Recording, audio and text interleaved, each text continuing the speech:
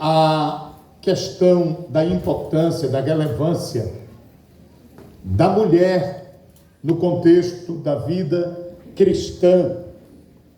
O Espírito Santo, em matéria de refrescar a nossa memória, me fez bisbilhotar alguns episódios, quer no Antigo e até mesmo no Novo Testamento, que me levou a algumas conclusões distintas para abordar sobre a mulher que Deus quer que você seja nesta noite e nesse tempo. É claro que, apesar das atribuições sábia e prudente, como se não bastasse, sábia e prudente, bisbilhotando as páginas veterotestamentárias e neotestamentárias, que nós concluímos que, além dessas duas atribuições, Deus ainda exige outras para a glória do seu santo nome. A mulher que Deus quer que você seja. Acredito que inclusive do conhecimento de quase todos, que a mulher, ela é a coroa da criação de Deus. A mulher, ela é a conclusão cíclica das etapas da criação de Deus. Diria mais, a mulher, ela é o adorno da criação, a conclusão do que se faltava, a melhor. Então, a última criação de Deus. Há quem diga que Deus é best-seller em deixar o melhor por último. Quantos podem dizer amém? Amém. Eu quero puxar brasa para a sardinha das irmãs, porque afinal de contas a festa é de mulheres. Estamos aqui pegando a carona, mas as atribuições, o objeto de pesquisa nesta noite nos envolve com este desafio. E eu fico impressionado, meus irmãos, analisando que entre a natureza animada e inanimada, a mulher torna-se a coroa da criação. Ou seja, Deus culminou a criação idealizando o gênero feminino.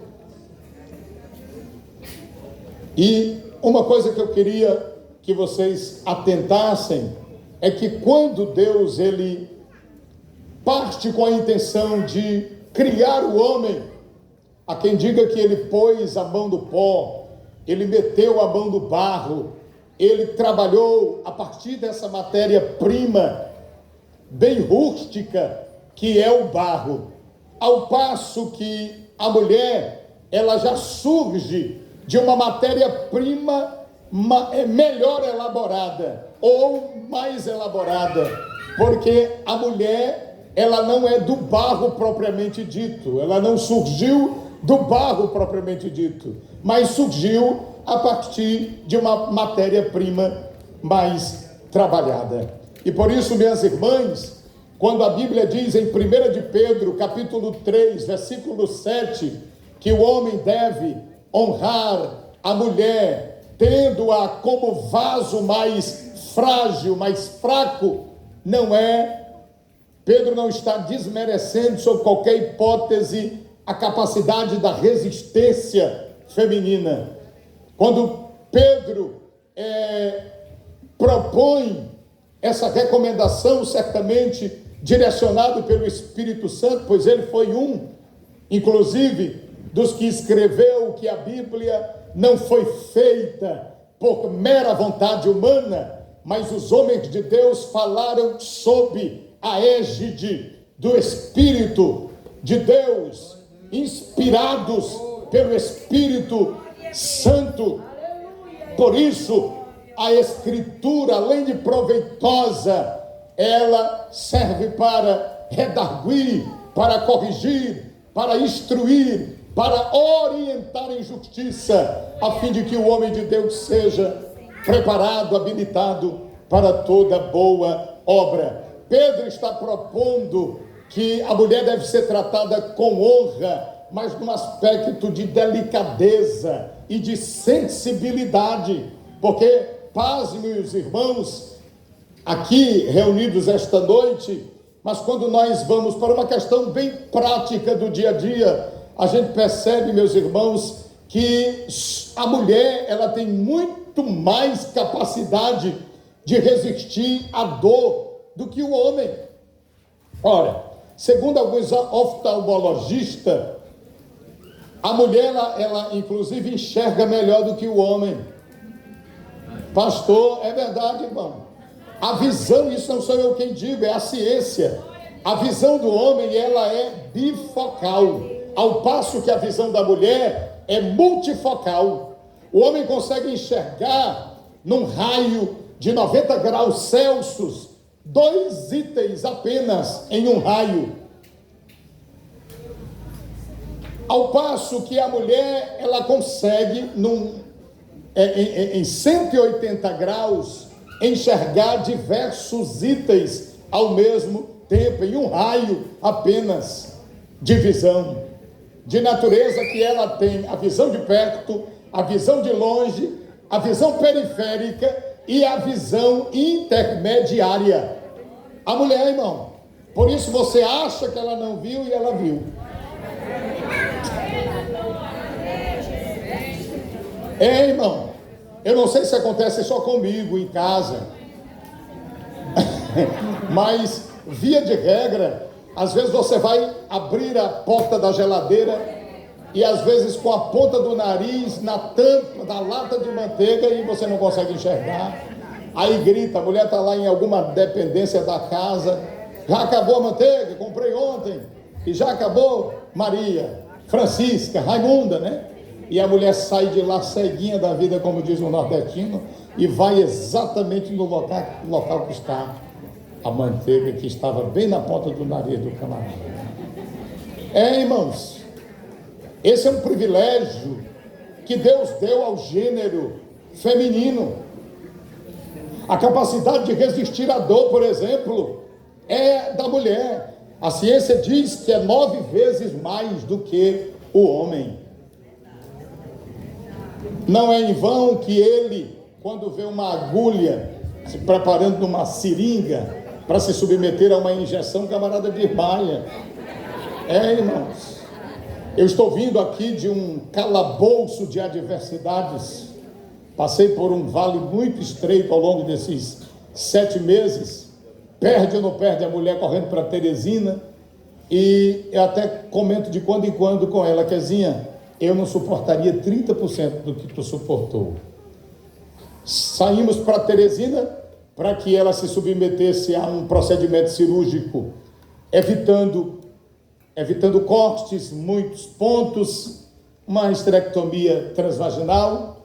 E o que acontece? Houve um erro, uma imperícia médica, em um dos médicos conceituadíssimos em Teresina, teve que mudar de clínica, e aquilo que seria tão simples passou a ser uma coisa calabrosa, terrível, de natureza que só cirurgia de alto padrão, contendo em cada uma delas mais de 40 pontos, ela se submeteu a três. Mas graças a Deus que está se recuperando, está inclusive bem, apesar do pouco tempo, ela completou agora recentemente 90 dias da última cirurgia que fez, mas está respondendo acima da expectativa, porque Deus é fiel. Mas analisando, meus irmãos, aquele procedimento, aquela situação, eu fiquei, não dava para ser eu provado desse jeito, que eu não resistiria. Apesar de quem está acompanhando sofrer até mais, há quem diga, né? Sofrer até mais. Acontece, meus irmãos, que eu sou realmente um admirador dessa resistência que a mulher recebeu da parte de Deus. Ela tem, inclusive, alguns privilégios que são exclusivos dela. já para falar um pouquinho sobre Abigail, mas que são exclusivos delas. Por exemplo, uma mulher, ela carrega um filho durante um processo gestacional de 9 meses, e que não é uma extensão dela, propriamente dita, é um outro ser, um indivíduo independente, uma outra pessoa que está se desenvolvendo dentro dela. Quando ela dá à luz, ela entra em trabalho de parto, poucos minutos depois ela já toma um banho e está ali. Parece que a estrutura óssea vai se adequando ao processo da gestação da mulher. Eu falei agora recentemente numa escola bíblica, numa edição da escola bíblica dominical em Minizal, que se o homem viesse dar à luz, ele ficaria no mínimo tetraplégico, não caminharia nunca mais, irmão. Então eu vim aqui nesta noite tirar o chapéu para as senhoras e dizer que vocês, além de sábia, além de prudente, recebem de Deus esse privilégio, essa habilidade, essa resistência, e o nome do Senhor está sendo esta noite glorificado pela vida de todas as senhoras e senhoritas reunidas aqui nesta festa tão linda, promovida pela Assembleia de Deus. Porque pastor Henrique, pastor Medeiros, a gente ouve muito falar de personagens preeminentes como Moisés e tantos outros em toda a Bíblia, e a gente fica assim meio que de boca aberto. Moisés, por exemplo, um homem de mente prismática, alguém que viveu à frente dos seus dias, alguém levantado por Deus, um líder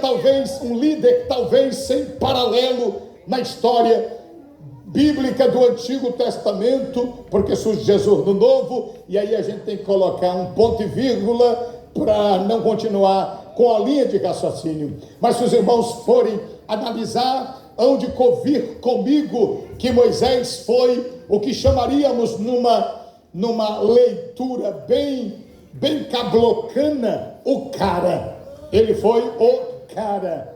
Aí você fala de Moisés e aborda, tece tantos comentários, pois finalmente ele é merecedor de se abordar, porque ele deixou um legado para as gerações posteriores. Ele está na Bíblia como uma referência, como um paradigma. É só analisar, meus irmãos, a contribuição mosaica nos Salmos, em toda a Bíblia. É um camarada que serve para nos inspirar e nos ajudar a resolver situações em diversas áreas das nossas vidas, quando em muitas ocasiões o próprio Deus quis desistir da nação, e ele chegava com ousadia, de forma empoderada, aguçada: se não for possível perdoar este povo, trata de riscar o meu nome do livro que escrevestes. Em outra feita ele vai dizer: se a tua presença não fores conosco, não nos faça subir daqui.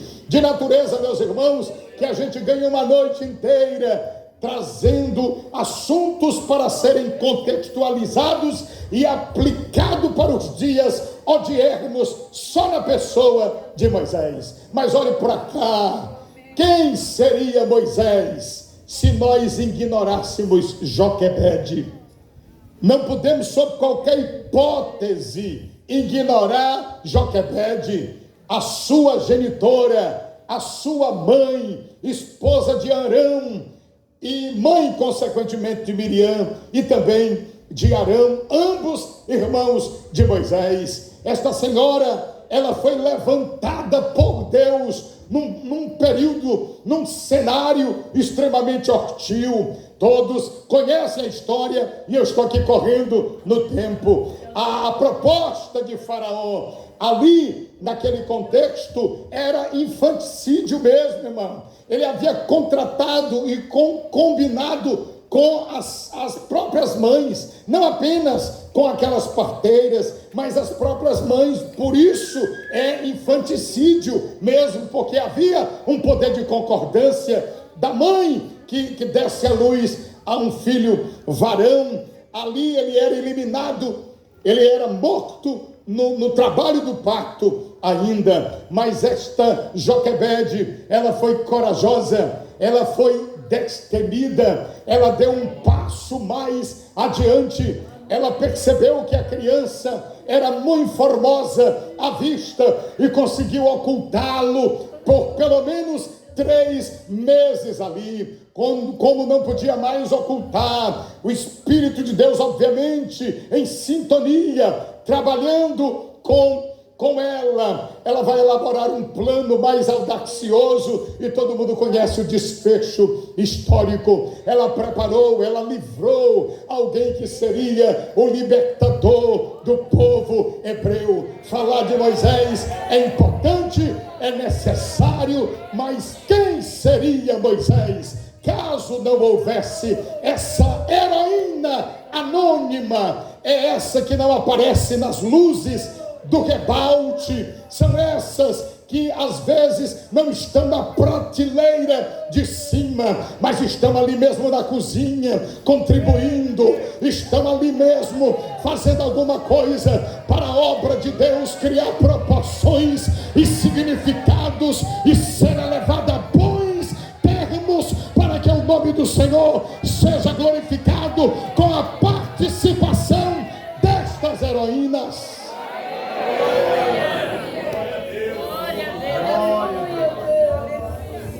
Queridos obreiros, a gente ouve falar de Samuel,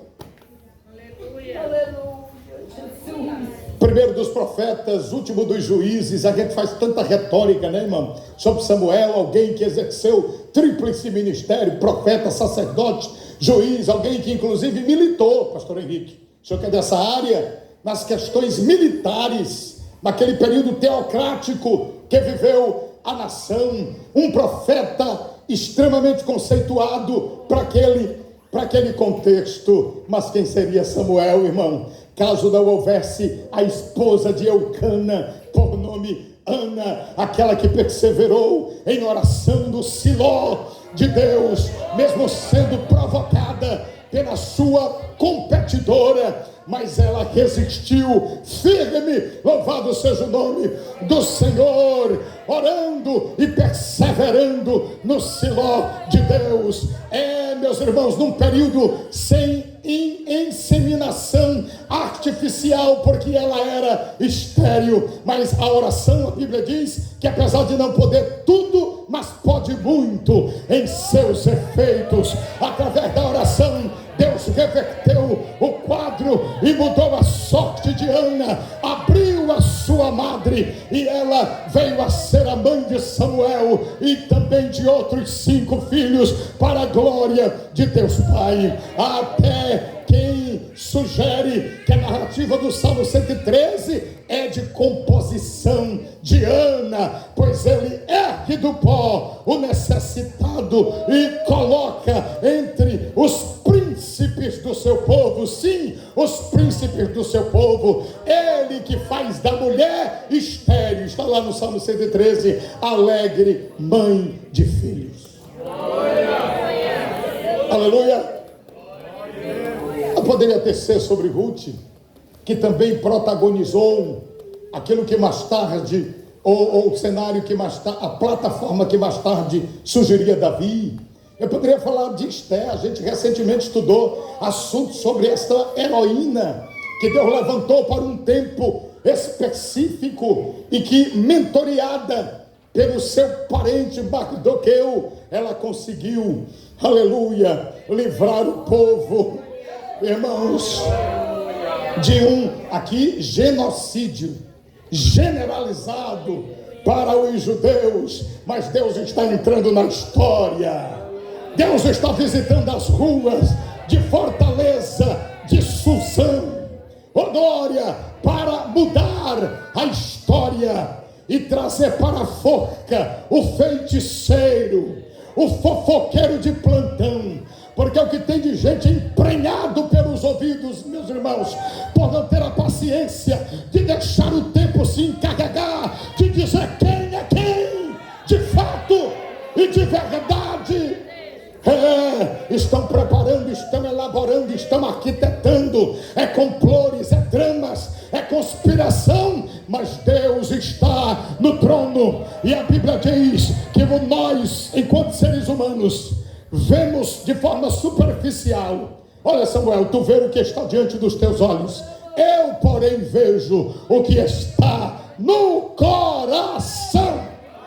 Diga para alguém do teu lado, pode preparar a armadilha. Diga para alguém do teu lado, você que se estabelece em homens. Diga você que se estabelece em sistemas e não tem consciência curada de que o teu chamado foi elaborado na eternidade. Oh glória, oh glória. Adore ao Senhor esta noite, pois eu recebo uma graça, aleluia, advinda do trono dela, o trono da graça, e pelo poder da palavra, na autoridade que há no nome de Jesus, nós estamos, aleluia, até porque palavras numa atmosfera espiritual como esta noite, pastor Henrique, deixa de ser mero fonema e passa a ser a profecia evidente. Louvado seja o nome do Senhor. Deus está quebrando decretos de morte esta noite. Deus está surpreendendo, desbaratando, envergonhando e confundindo o teu inimigo, pois em Deus faremos proeza, pois Ele é quem coloca os nossos inimigos debaixo dos seus pés.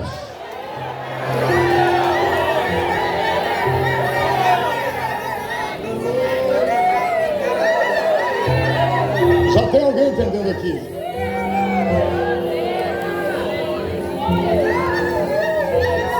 Manda pela vassoura. Oh glória. Adore o Senhor, adore.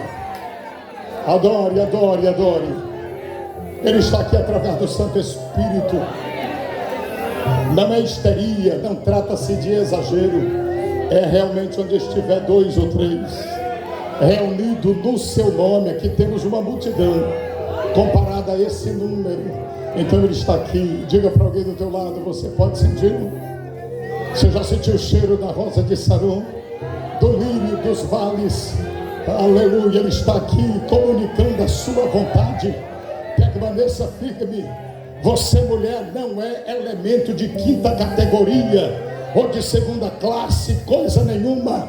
Você é alguém recrutada por Deus para esse momento final da história da igreja na face da terra, e é exatamente com você que Deus conta. Até porque toda mulher sábia, ela edifica a sua casa. À luz de Provérbios 14. A insensata, pelas suas próprias mãos, destrói, mas a sábia não.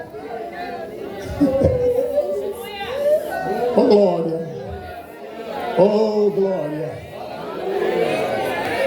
Eu vou para o Novo Testamento, irmãos, correndo aqui, caminhando para encerrar, e me deparo com Lucas capítulo 8. A Bíblia diz que Jesus, ele atendia uma agenda muito expressiva, porque ele vivia de cidade em cidade, está lá Lucas 8, e de aldeia em aldeia, pregando o Evangelho e anunciando o reino de Deus. Sabe quem custeava as despesas do ministério de Jesus? Olhe para alguém do teu lado e diga: as mulheres. Dentre elas Maria Madalena, aquela que ele havia expulsado aqueles 7 espíritos malignos. Susana. Quem mais? Me ajuda aí, gente. É a mulher de Cusa, procurador de Herodes, né? Quem mais? Joana, né? E Joana e outras. E muitas outras, presta atenção no detalhe bíblico, e muitas outras que o serviam com os seus bens, com as suas fazendas. Elas entenderam, elas creram. Às vezes, pastor Henrique, eu me pego pensando, quem foi Zacarias? Um sacerdote, e olha que da ordem de Abias. Estava no santuário quando Gabriel, o anjo Gabriel, apareceu para ele 6 meses antes de aparecer para Maria. Preste muita atenção. Zacarias, homem, e o anjo diz para ele as mesmas coisas que havia dito posteriormente para Maria. Sua esposa Isabel era estéril, já avançada em idade, mas que seria mãe de um filho cujo nome se chamaria João. Eu pergunto, Zacarias acreditou? A princípio ele acreditou, sim ou não? Não acreditou. Então tudo bem, tu vai ficar mudo até que essas palavras se cumpram. Por não acreditar, né? O mesmo anjo, como é o nome da senhora? Maria. 6 meses depois, irmã Maria, esse mesmo anjo que assiste diante do trono aparece para Maria e a cumprimenta: salve, agraciada, o Senhor é contigo, bendito és tu entre, não é sobre, entre as mulheres. Aí começa a desenrolar o projeto que até então estava no mistério de Deus. E a Bíblia diz que ela ouvia tudo aquilo e conservava em silêncio no seu coração. Há quem diga que mulher fala muito, e fala mesmo, irmão. Fala mesmo. É por isso que as melhores jornalistas atuais são mulheres, as melhores advogadas são mulheres, as melhores apresentadoras são mulheres, por conta desse QI aviltrante, avançado, sabe? É uma espécie de autismo dentro do ponto de vista acertável, tá? Sabe, irmão? Mas é com essas tagarelas que Deus está levantando um exército na terra de comunicadoras, de proclamadoras, de bandeirantes da disseminação do Evangelho em todas as ruas de Porto Rico, em todas as ruas de Minizal, em todas as ruas do estado do Maranhão.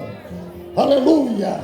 Nas mais de 5.569 unidades federativas do Brasil e do mundo, Deus está levantando por toda parte o maior número. O nosso público é contemplado no seu maior número de mulheres, meus irmãos. Aleluia! David Bok-soo, aquele que revolucionou a Coreia do Sul, diz nas suas notas biográficas que ele só foi o gigante que foi por ter tido de Deus essa orientação e começou a mentorear mulheres, preparar mulheres. Louvado seja o nome do Senhor. Daqui a pouco ele estabelece as células que depois a Igreja Batista comprou a ideia, e há até quem digam que eles são idealizadores da ideia, mas a ideia foi comprada. A ideia foi comprada, ela vem da Coreia do Sul, esta ideia, e que tem sido eficiente, irmão. Uma forma de ganhar sem estardalhaço, ganhar e já deixar discipulada a pessoa ganha. Então eu quero parabenizar vocês, senhoras e senhoritas, por esse tema. Eu tenho uma filha, minha filha mais velha, hoje com 25 anos de idade. O nome dela se chama Abigail. Quando eu escolhi esse nome, pastor Medeiros, eu fui na história há 26 anos atrás, porque a gente escolhe o nome da filha logo que descobre o sexo do filho antes de nascer, não é verdade? E eu fui bisbilhotar esse capítulo quase que inteiro, descrevendo, narrando a conversa desta mulher que aparece, ela que tinha tudo para ter tido o primeiro casamento feliz, porque o segundo obviamente foi feliz, porque ela casou com um descendente, ela contraiu enlace matrimonial com alguém da casa de Caleb.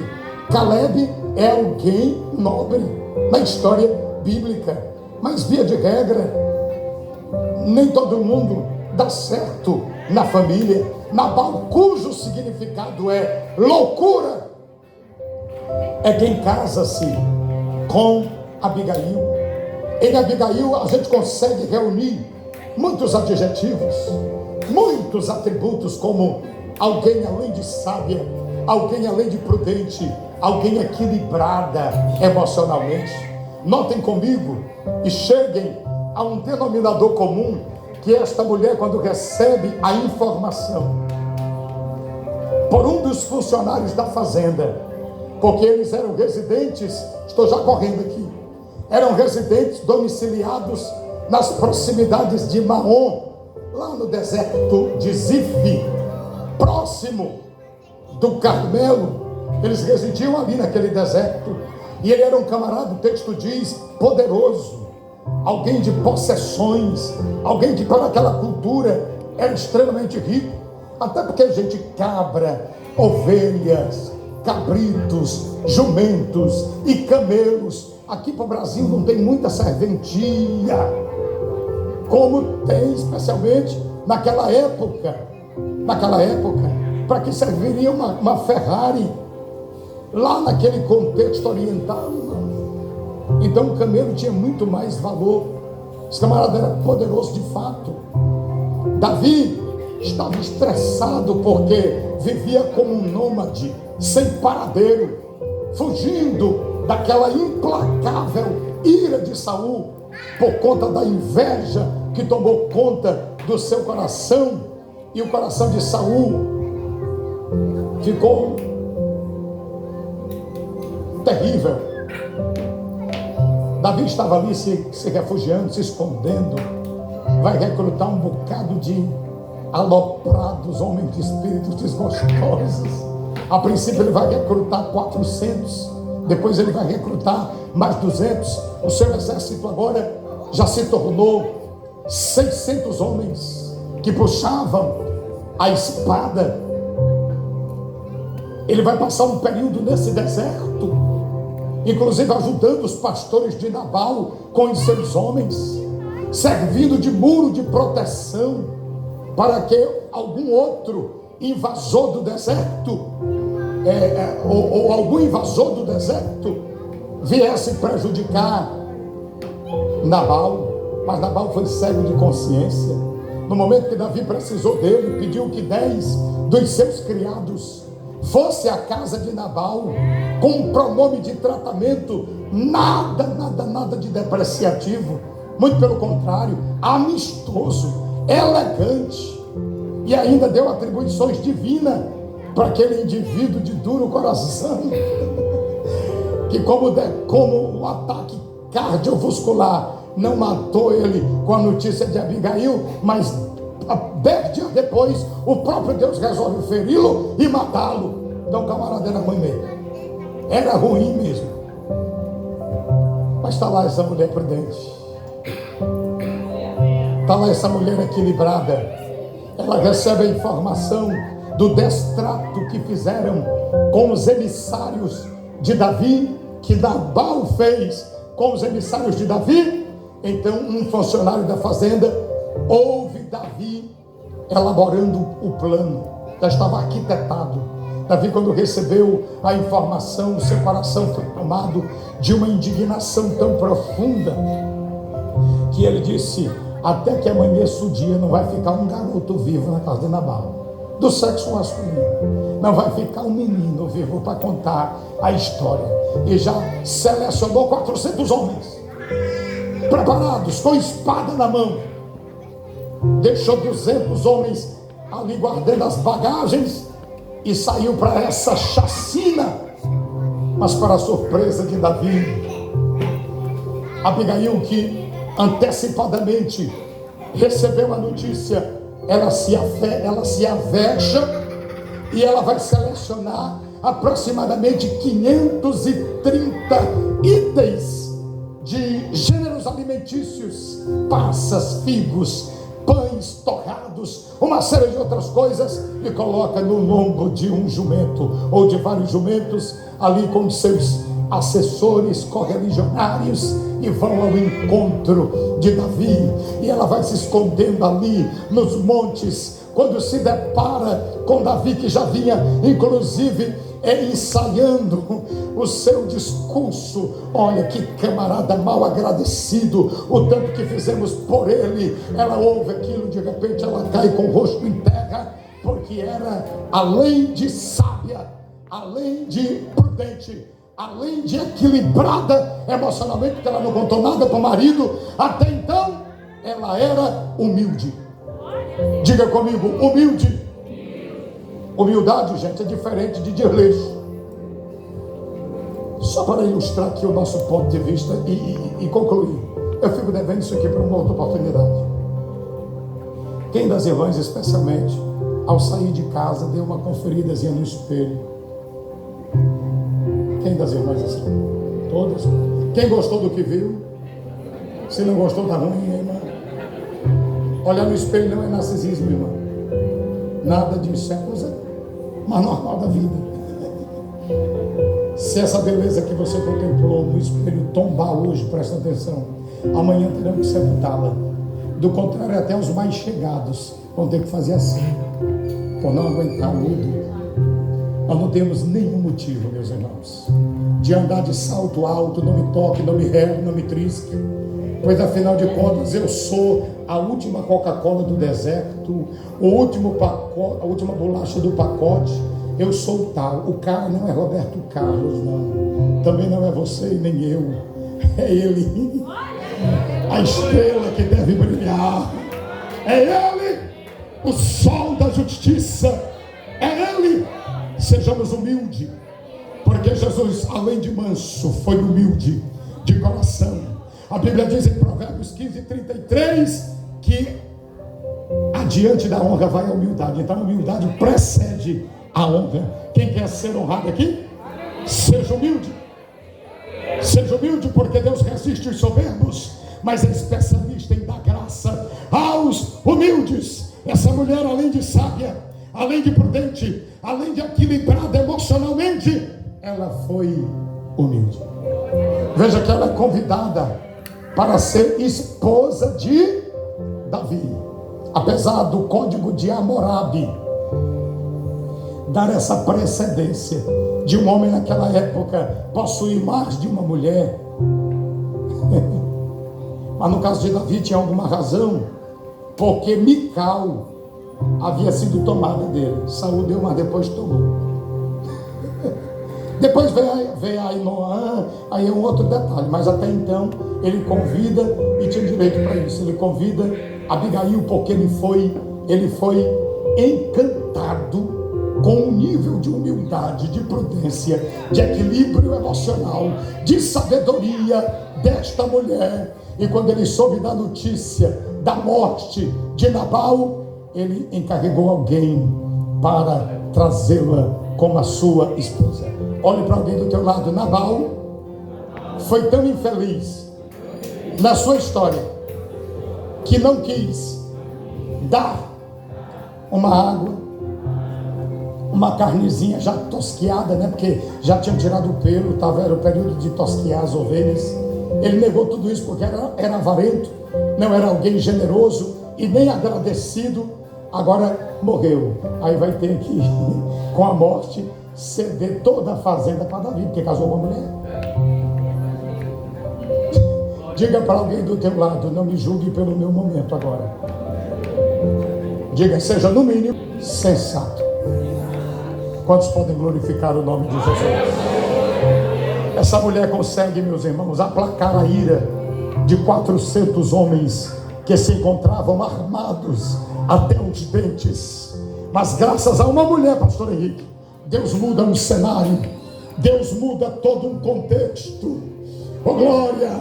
Deus livra o derramamento de sangue, inclusive incluindo inocente, o que mancharia a sua história posteriormente, porque Deus é fiel e Ele tem uma pessoa específica para um momento específico em todo lugar, assim como posso acreditar que em Porto Rico Ele tem alguém específico para um momento específico, para uma obra específica. Levante-se, Abigail. Levante-se, Abigail. Pode levantar. Levante-se, Abigail.